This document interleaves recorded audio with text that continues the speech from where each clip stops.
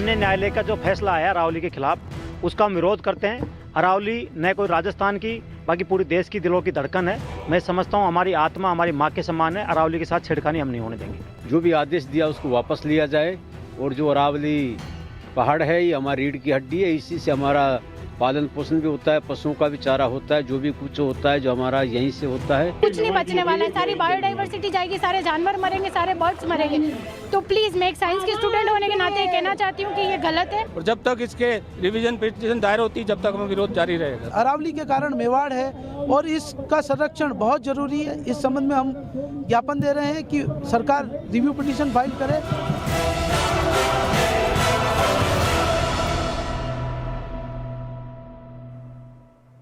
ये सारा बवाल मचा अरावली को लेकर के, जो न सिर्फ भारत बल्कि दुनिया के सबसे पुरानी पहाड़ियों में से एक है। और इसके लिए खास वजह यह है कि सुप्रीम कोर्ट ने एक फैसला दिया, जिस फैसले के मुताबिक ये कहा गया कि अरावली की पहाड़ियां वो मानी जाएंगी जो जमीन से 100 मीटर तक ऊंची रहेंगी, यानी उसके जो नीची रहेंगे अरावली की पहाड़ियां नहीं मानी जाएंगी। यानी इसका मतलब ये निकाला जा रहा है कि उसको अब खनन की इजाजत मिल जाएगी। आशंका ये जताई जा रही है कि सुप्रीम कोर्ट के इस फैसले के बाद 90% से ज्यादा अरावली की पहाड़ियों में खनन की छूट मिल जाएगी।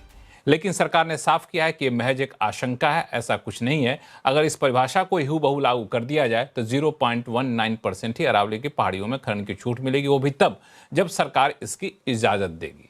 लेकिन सवाल उठता है कि आखिर इतना बवाल क्यों मच रहा है? दरअसल इसलिए क्योंकि अरावली की पहाड़ियां गुजरात के कच्छ से लेकर के राजस्थान हरियाणा होते हुए दिल्ली तक आती हैं और एक महत्वपूर्ण श्रृंखला का काम करती हैं।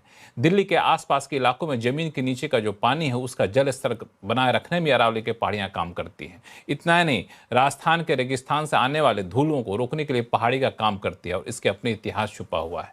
और यही वजह है कि हर कोई काफ़ी ज़्यादा संजीदा हो गया है, आंदोलन पर उतारू हो गए हैं। लेकिन सवाल यह है कि जिस तरीके से सुप्रीम कोर्ट के फैसले की व्याख्या की जा रही है, क्या वाकई वही सही है, या फिर सरकार जिस तरीके से व्याख्या कर रही है वो सही है, या फिर सब कुछ इस बात पर निर्भर करेगा कि सरकार इस फैसले की सुप्रीम कोर्ट के फैसले को जमीन पर किस तरीके से लागू करती है। हर कोई चाहेगा कि पर्यावरण बचे, खासतौर से तब जब पिछले कुछ हफ्तों से दिल्ली की हवाएं जहरीली हो चुकी हैं। कोई नहीं चाहेगा कि पर्यावरण के साथ कोई छेड़छाड़ किया जाए, लेकिन इस पर राजनीति भी जमकर हो रही है। आखिर सच्चाई क्या है, आज हम आपके सामने लाने की कोशिश करेंगे और इस कोशिश में हमारे साथ विशेष मेहमान जुड़ेंगे, उनसे आपका परिचय कराएंगे। इससे पहले एक रिपोर्ट देख लीजिए।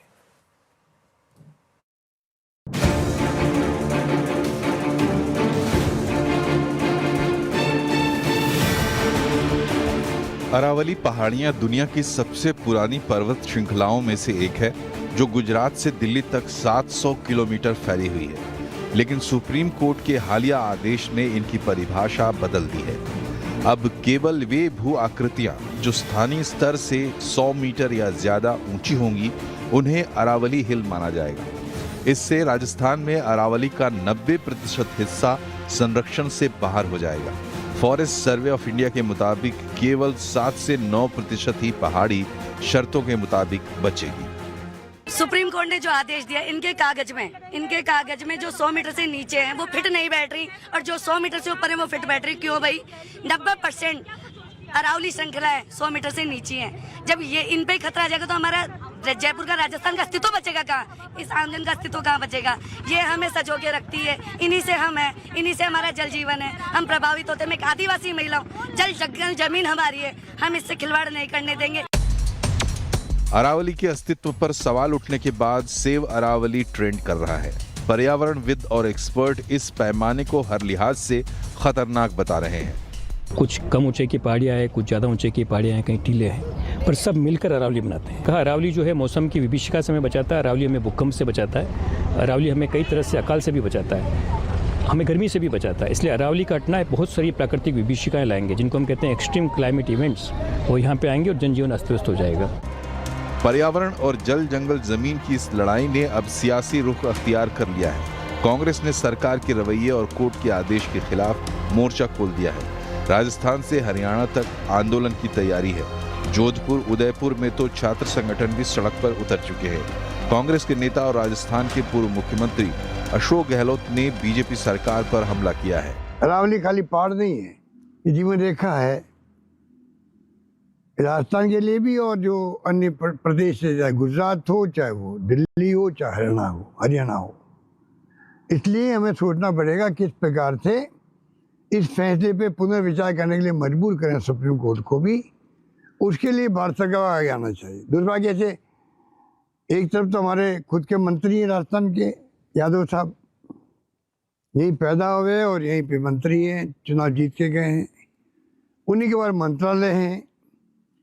तो उनको खुद को सोचना चाहिए, बीजेपी को सोचना चाहिए, बजाय इसको इश्यू बनाए और गलत आंकड़े पेश करे। सेव अरावली ट्रेंड करने के बाद केंद्र सरकार भी हरकत में है। पर्यावरण मंत्री भूपेंद्र यादव ने सफाई दी। विनाश और विकास की बात करते हुए उन्होंने कहा कि अरावली के मामले में भ्रम और झूठ फैलाया जा रहा है। उन्होंने कांग्रेस को भी निशाने पर लिया। एक लंबे समय से कांग्रेस के शासनकाल में राजस्थान में इलीगल माइनिंग होती रही, उसको वो लोग प्रोटेक्ट करते रहे। आज उन्हीं को दर्द सबसे ज़्यादा है।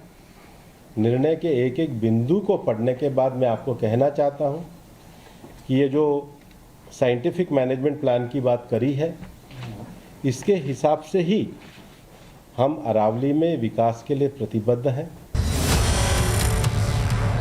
अरावली पर 100 मीटर वाली शर्त लागू होने के बाद अंदेशा ये है कि इस एरिया में बड़ी तादाद में खनन और माइनिंग बढ़ाई जाएगी।